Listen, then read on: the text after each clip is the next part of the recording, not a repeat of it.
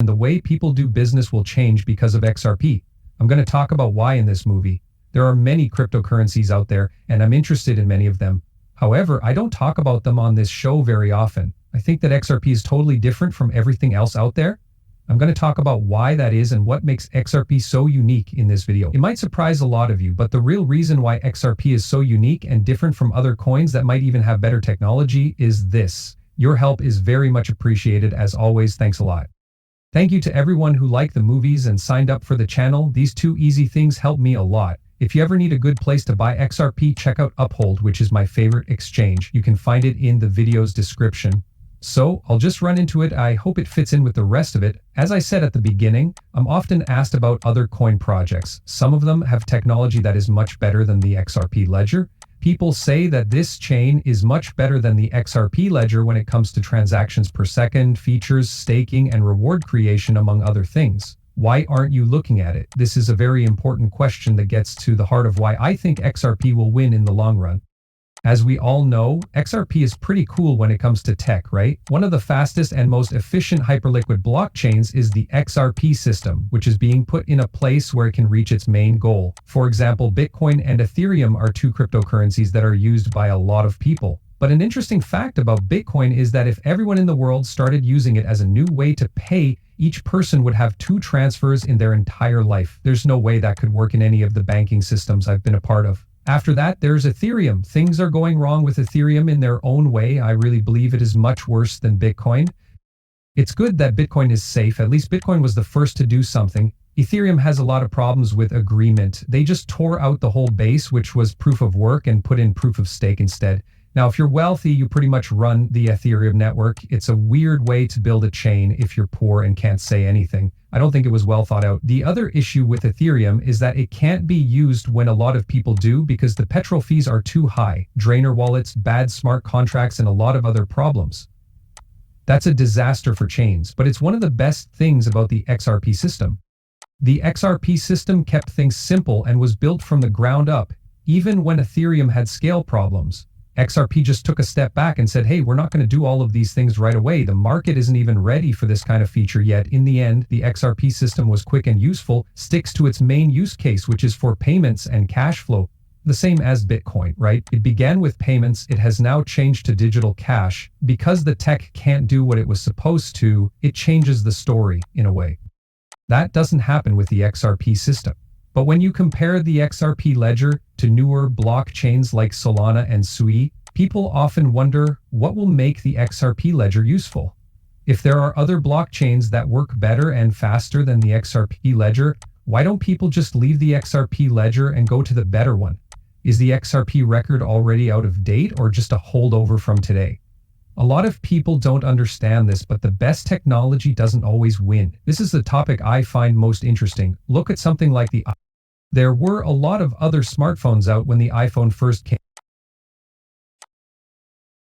came out, and as many of you may know, for a long time, Android phones were big and had a lot more features than many of the first iPhones. The network effect, on the other hand, made the iPhone very different from the Android. An Android phone might have had a better picture or more features, but the iPhone made something stronger, and that was a network effect. The most important thing about all of how many different points you can make on the network is called a network effect.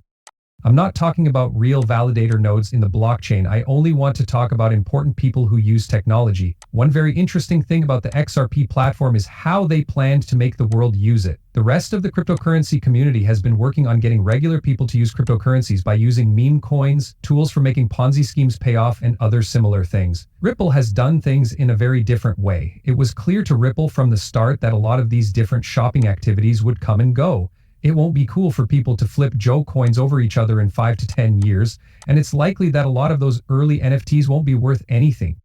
That's very useful. Every bank in the world can relate to that, and so can any person who has ever tried to move a big amount of money on any kind of scale. It's just not possible. Everything breaks down. It takes a long time. It's not working well. You also have to pay a lot of weird fees. There was a need for a product on the market that would help these banks in a way that no other technology could. And by doing that, these banks got started with blockchain technology in a way that made it easy for them to stick around, moving money around. There is something so important to everything they do that they almost can't do without it. It's not like flipping a meme coin or using a yield creation product that goes down to zero in the end. No, it's the main reason why cryptocurrency was made in the first place with XRP. Ripple is giving these banks that sort of thing. Of course, it's not a fun payment site where I send money to someone for no reason. It's not separate from their business. In fact, it's much better than what they were doing before. These are the core network effects that will last for a long time. These are the things that Ripple is giving to these banks that make it possible for them to properly connect to the XRP system. When we think back on these kinds of things 10 to 15 years from now, we'll say, wow, it was so clear that this use case for XRP could drive a long-term value proposition for these financial institutions that they probably won't be able to do without. When you start to combine other parts of Ripple's business, right? XRP on-demand, liquidity, safe coins, and things like custody are some of the things that come to mind. After putting all of these things together, these banks can get a complete set of products that let them use blockchain technology without having to become experts in it. Many people believe that Bank of America and other large banks and trade firms fully understand cryptocurrency. All of them are working on a secret plan, but they don't want to tell you about it. Guys, most of them don't really get this stuff. When it comes to what's going on in the financial system right now, tech people who are looking to the future really get it, but the people who work at these banks are looking for new ways to make banking goods. They want to find new ways to make structured goods that they can sell to their customers. Their main goal is to run their bank. This new layer and technology aren't really getting their attention. That will make the methods they use now less reliable, and even if they know that this technology will completely change how they do business, many of them don't have the engineers or tech teams to put it all together at a high level. It's very important that Ripple brings this to the market. Ripple is putting everything together in one package. This is where Ripple comes in with a solution. Hey, we have everything you need to run your business. Join us right away and we'll send you the power of blockchain technology along with everything you need to use it together in one package. Hundreds of millions of people will sign up for these kinds of things because all of these big companies have end clients below them. All of those end clients will use the power of the tech stack that the organization is pushing on them. Every other blockchain business is trying to sign up single retail users